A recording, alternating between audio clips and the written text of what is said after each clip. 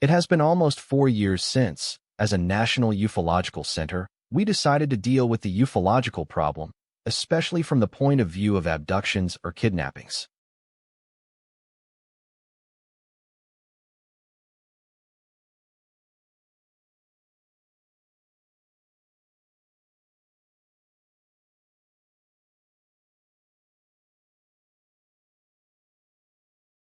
In Italy, we had never wanted to deal with the issue before.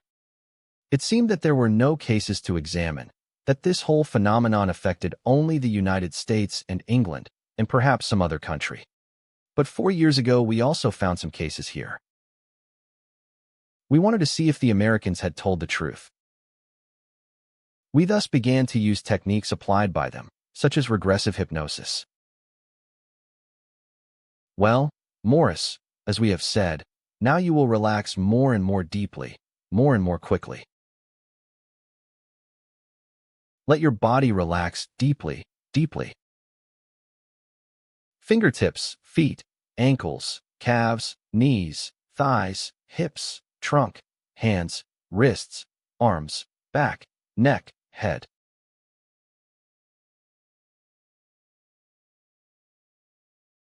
Let your body relax deeply, deeper and deeper.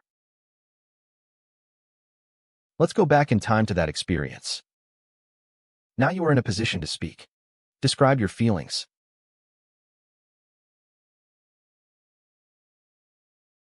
It seemed to be descending rapidly. He landed at the far edge of the forest. It was an amazing sight. We didn't believe it. Looking up, even when the flying object had landed, it seemed like there was something, like particles falling from the sky. They were similar to small snowflakes, but they didn't look real.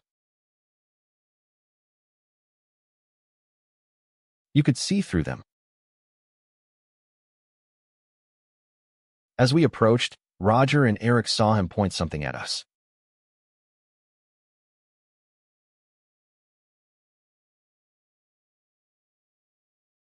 We began to feel a tingling sensation, not very intense, but throughout the body. We get scared. At first, he seemed like a dwarf to us.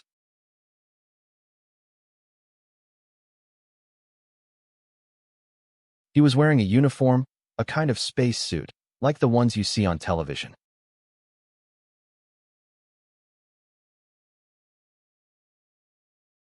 The helmet and suit were white. And the helmet had something in front of it, over the face.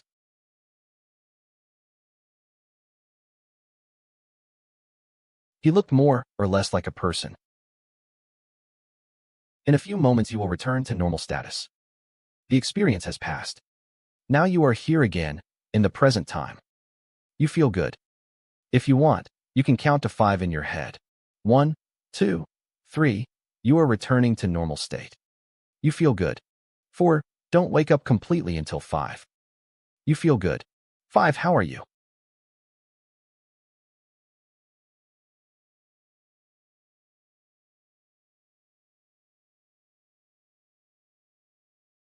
Good. How do you feel now that you have remembered all this? It's real. The day after having remembered what happened, you can wake up with the impulse to commit suicide, to throw you off a bridge. Filter this experience through hypnosis. It's like uncovering a pressure cooker very slowly, not all at once. How could I face such an experience at the age of 8? Many people are terrified of what lies behind the temporal void. But in general, it is discovered that positive experiences have been had with benevolent beings. The problem is overcoming the initial fear of the unknown, the fear of what can be discovered, and becoming aware of it, for the sake of one's own mental health. Until recently, I thought that the experience had effectively been limited to about 3/4 of an hour in which something had happened.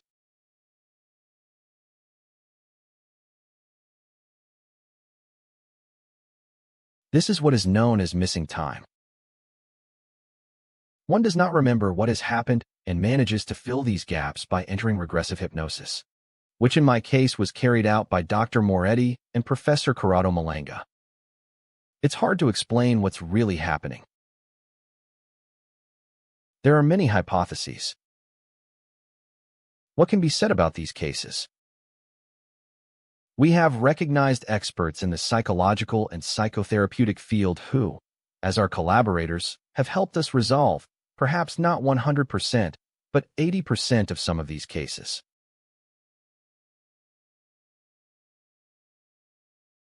It is therefore worth asking whether the Americans were right or wrong. Well, in my opinion, they were right. There is a phenomenology that can be described like this. Some living beings on this planet, that is, some of us, are kidnapped by alien beings that come from another place. We don't know where, but surely from outside planet Earth. We are thus subjected to cruel examinations, to surgical operations. We still don't know for what mysterious reason. We can carry out all the investigations we want, but we know that the phenomenon is real. The scars that some abductees have on their bodies, and the collateral testimonies, the footprints on the ground. The memories of these people show that the phenomenon is real and that it exists. I'll tell you what I said to a patient of mine. I told him, my main responsibility is to you. I am a doctor psychiatrist. You have gone through a traumatic experience that makes me fear for you. Physical and mental health, and I hope you are well. We must choose between philosophizing about meaning of everything that happened or make it the object of my scientific research. But all this is secondary. It depends on whether you have the need to tell what you have been through or whether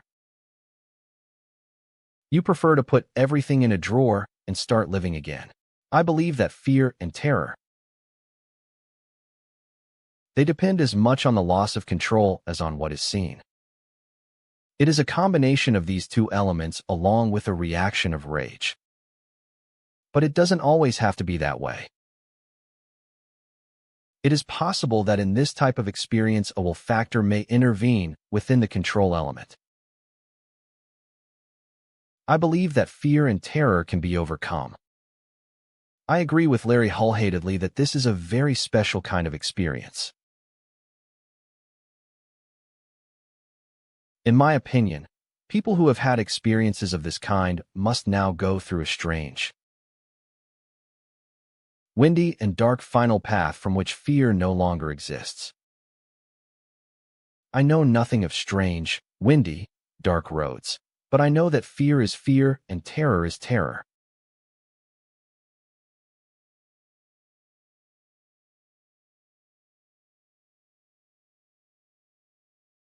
I don't think there are any special markings in pretty red letters for those who have been victims of abduction by alien beings. Fear and terror at any level can be treated and eliminated.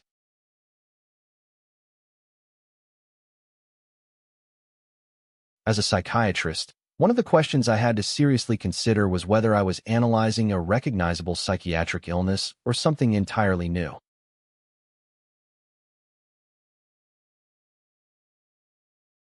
I have tried to approach the subject in a way that could apply the most orthodox principles of psychiatric diagnosis. First of all, I have taken into account common psychosis or madness. Only these people are not crazy. The people I have worked with most intensively are normal in every way. They have good relationships with others. They manage to establish positive contacts with people. Their sense of reality is highly developed, and they show appropriate emotionality in relation to what they are telling. There is nothing in them that can be considered psychopathological. It is a story that does not hold up. I have carefully analyzed the table of possibilities applicable to the phenomenon of abductions. I have confronted the psychological and psychiatric categories that I know, and I have found nothing but a post-traumatic mental disorder, something normal. Pondo, for a person who has had such a strange experience, so alien to the world. It makes sense. There must be a real event at the base of your reaction as confirmation of the facts. Furthermore, psychological tests conducted by Owen Purnell in Utah, by Elizabeth Slater in New York, and the tests that I have carried out myself with the help of doctors and psychologists have all offered identical results. That is, these people suffer from a slight or moderate post-traumatic syndrome. They've been through a bad time. They are on the limit of the typical exhaustion or collapse of someone who has suffered a traumatic experience. Traumatic. A collapse caused solely by that experience and not by a disorder of the personality. This is not a psychiatric problem outside of the traumatic context. For more than 2 years, I have worked together with psychologists and social workers in the study of abducted subjects. It is difficult to obtain their cooperation and convince them to submit to psychological tests. They feel treated like guinea pigs, which is understandable. The study has been carried out on a sample of 20 people. We have made significant progress in finding crucial elements, such as the fact that some of these people had disorders, notable psychics, to the point of considering psychiatric treatment advisable. Close. 50% of the subjects involved in practically analogous kidnapping experiences are affected, admitting that these are normal people, as Bud Hopkins has pointed out. It is confirmed that some are indeed normal, but a significant faction is not. They are. Therefore, I consider that a study should take this into account. They are episodes so mysterious and so strange that we want to explain them at all costs to frame them in a logical structure of thought, reality, and experience.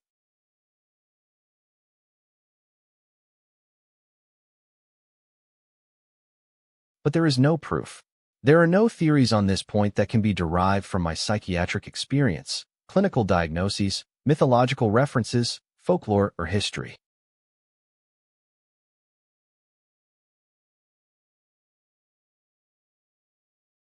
These explanations can be useful in relation to the past, when there were people who thought they had been kidnapped by fairies or gnomes. They were apparently similar phenomena, but lacking the very realistic component present in kidnappings. Therefore, I continue to think that this is a great mystery that could have an important meaning, but for which I have no explanation. How do these beings manage to confuse our ideas, create temporary voids in our brain full of wrong memories? It is something that we discovered precisely with this case of Genoa. I must say we were lucky. As in all things, some luck is always needed. Indeed, Valerio describes exactly what is happening to him and why it is happening to him. He says, "They make me see memories of my life. Bars, smells, spaces, people, everything together." And I ask you why?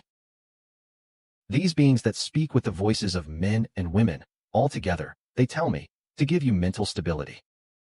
Strange answer. What does it mean? And what actually happens? Well, at a certain moment, this series of visions, sounds, experiences fades away. It's like I have a box with all the mixed memories of Valerio, and Valerio will build a set of memories based on his experiences, of moments truly lived but completely lost in time. He meets a friend today. She sees him in a car she had 10 years ago in a place she has seen with other friends and in another situation.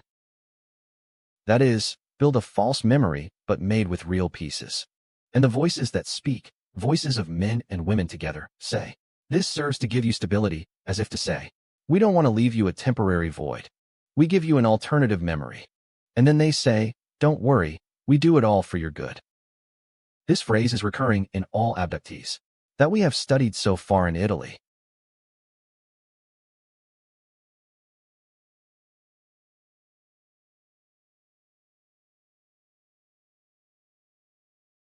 The phenomenon of abductions is interesting because a large number of testimonials offered by lucid and credible people. They match even in the smallest details. In other words, the phenomenon is not a bunch of fantasies, but something real. A good starting point for the investigation is obtained if the testimonies are verifiable. If, for example, certain aspects of the phenomenon are constantly repeated in different parts of the world, the report is enriched.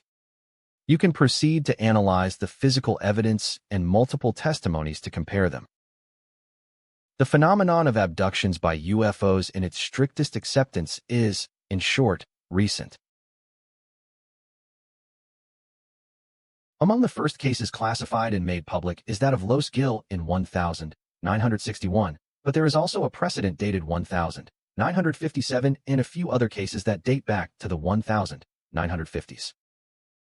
The matter began to be seriously discussed only in the mid-1970s for two essential reasons. First, because as soon as this news spread, many people tried to take advantage of it. Second, because it is possible that these experiences were actually lived by people incapable of communicating them to others, people who couldn't even understand what had happened to them. In short, the mystery blocked them psychologically. In the end, when the affected subjects have been able to compare their experience with that of others, and they have discovered that they were not alone, the walls have fallen and they have decided to speak. As Bad Hopkins says, and as John Mack also believes, these abductions occur over generations. That is, they affect the great-grandfather, the grandfather, even the little grandson, the newborn. This suggests that the perpetrators of such abductions are carrying out genetic studies, like those we carry out in rabbits, laboratory animals. That is, in my opinion, the phenomenon must be viewed from this angle. Let's consider the physical evidence of the kidnappings. For example, the so-called side effects.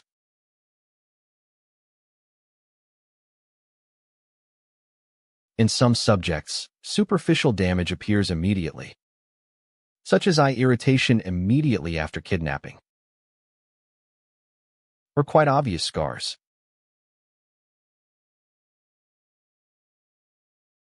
In fact, we have found two different types of scars. A recomo cut cleanly with a scalpel. The other is circular, almost spoon-shaped, as if to extract a compact stratum of cells.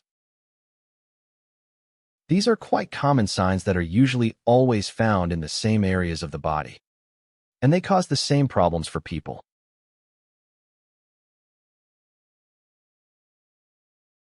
If the kidnappings are real and the people are examined in the way they describe, it is acceptable to admit that there are signs on your body, such as certain scars. The kidnapped people describe the instruments used, the incisions made to take skin samples, etc. And indeed, some subjects have small scars. The question is, what is the cause and what is the effect? Is the memory or the scar before? Well, the scars remain an inexplicable mystery, even after hypnosis sessions. I have been told of cases in which the kidnapped person remembers under hypnosis having been manipulated in an unusual area, such as the crook of the knee. Then he looks at himself and discovers that he has a scar right there, or a small circular mark. There has been much debate about physical evidence, such as scars and other types of signs on the body. Personally, I'm not particularly impressed by this kind of thing, because human beings, without exception, do not live in glass boxes. We all have small scars on our bodies, and we do not necessarily remember insignificant accidents that, however, can leave scars. Ultimately, I think that this evidence is not consistent. As far as implants are concerned, things are very different.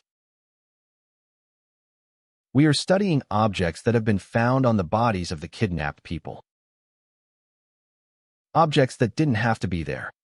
Its nature is unclear. They are not chimes or transmitters. They do not emit special sounds or waves. That is, they don't do the things you would expect from an extraterrestrial implant. But in different ways they are really unusual. They seem to have many organic elements. Ultimately, it cannot be excluded that these objects do not come from Earth.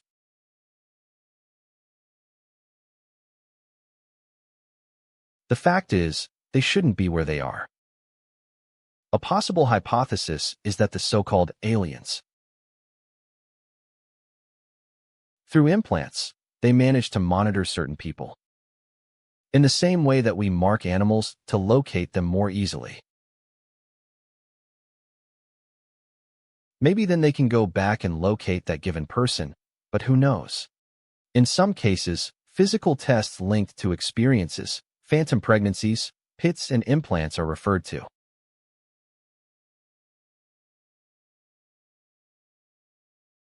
The truth is that we are only at the beginning of the investigation and that the documentation in this regard is scarce. There is in fact no proven pathology regarding phantom pregnancies, and it is not possible to base it on the numerous testimonies, no matter how sincere they may be. The data obtained are 80% analogous to those discovered by Professor John Mack, for example, and referred to by Bada Hopkins or Straver in their books. These boys, these men, these women with whom we come in contact, and who are thought to have had abduction problems. They often present implants, scars, physical evidence whose existence cannot be denied. From a hypnotic point of view, these people remember, under regressive hypnosis, that they have had these things done, that they have had those implants, those medical exams. Thus, for example, the memory of a small probe is repeated in all of them, and is introduced by these alien entities, the abducted subject, through the right nostril, using a kind of scalpel. Let's call it a laser, even if we don't know what it is. This element ends up fitting exactly in an area of the pituitary gland, in the subject's skull, and is perfectly visible by nuclear magnetic resonance, cranial tomography, or, many times, through a simple parietal film. We have become accustomed to the type of United States, to the Greys, who respond to understand us to the description provided by Barney and Betty Hill and by Wheatley Stride. Many of the cases, followed by Bud Hopkins, refer to this type of graphic entities with very large heads and eyes. This is the most common type. What surprises us about this constant North American typology is the contrast with Great Britain, where many kidnapping cases are related to practically human creatures of Nordic appearance. These creatures have often been described as having long beards and billowing clothing. The Nordic type is nothing like the Little Greys. The fact is that they behave very similarly. They kidnap people, take them on board, and subject them to medical tests. In some cases, these neatly dressed gentlemen appear to collaborate with individuals from a third alien race, which, although not resembling the Greys of North America, seem just as stupid and unpleasant. Particularly from Latin America, we have received references of kidnappings perpetrated by apparently rather obtuse beings. In short, we have various levels of alien culture. The main objection to the UFO phenomenon is that the objects cannot be real, because when the hostages describe their occupants, they do so in humanoid terms. Eyes, face, more or less like us, trunk, 2 appendages as arms and 2 as legs. Humanoids, even if they don't look too similar to us, are recognizable. The entities were about 5 feet tall. They were thin, with delicate heads, in tune with their also delicate bodies. Some wore dark clothing, perhaps overalls, a kind of thermal protection from our atmosphere. The face was also hidden by the suit. In the game of life, some factors tend to disappear while others endure. After 4 billion years of experimentation by Mother Nature, we have discovered which project tends to last. Its characteristics provide for a head with all the sensory terminals close to the brain, a food outlet that is attached to a long tube where the food is processed and becomes a fluid compound. The liquids must be pumped. They do not work by osmosis. Therefore, there must be a branched circulatory system, as well as a pump that can govern it. The being must also have a certain number of limbs for ambulation and manipulation. The other type of entities is the most common type that is generally thought of when talking about UFO abductions. Dull skin, very thin whitish-gray body, approximately 1 meter 20 centimeters tall, large head, and immense hypnotic eyes. The humanoid shape probably obeys a logical development on a planetary scale and does not seem coincidental. On the other hand, no one expects to shake the hand of a being from another world on a first meeting. The statement according to which UFO phenomena should be rejected a priori when talking about extraterrestrials because the beings have a humanoid shape is nonsense dictated by ignorance. Among the involuntary contactees were several subjects who were initially not given much attention due to the exaggerations of contactists such as Adamski and Fry. They were people who claimed that they received psychic messages from benevolent extraterrestrials. These messages reached them through mental voices, automatic writing, visions, dreams, and other similar manifestations. Later, in the 70s, the variety of those contacted increased, although without arousing interest. Finally, Leo Sprinkle, a psychologist at the University of Wyoming, became interested in these people and wanted to meet them directly. He thus subjected her to psychological tests to define the type of subjects who believed they had had contact experiences. In 1980, Sprinkle began organizing annual conferences on UFOs, an opportunity for contactees to meet and exchange ideas.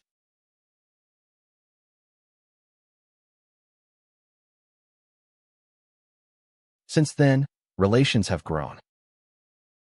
Therefore, not only Leo Sprinkle has played a determining role for these people, but it has helped them survive, providing them with a platform from which to speak.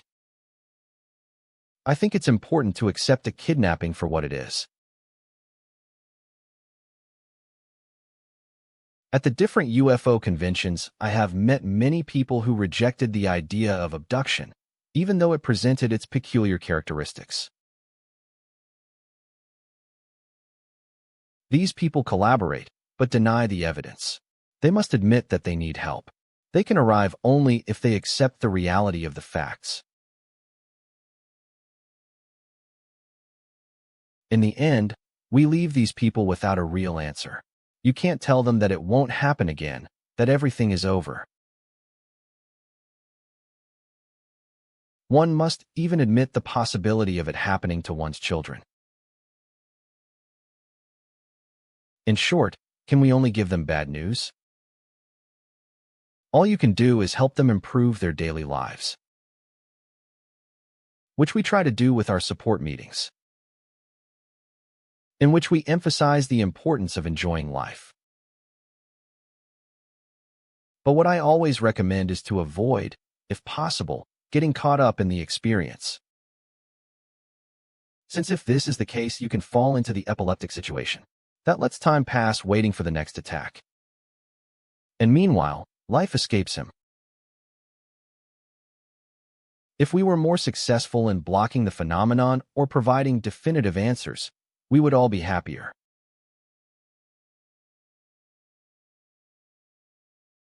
Meanwhile, it's like working with someone who has an open, bleeding wound.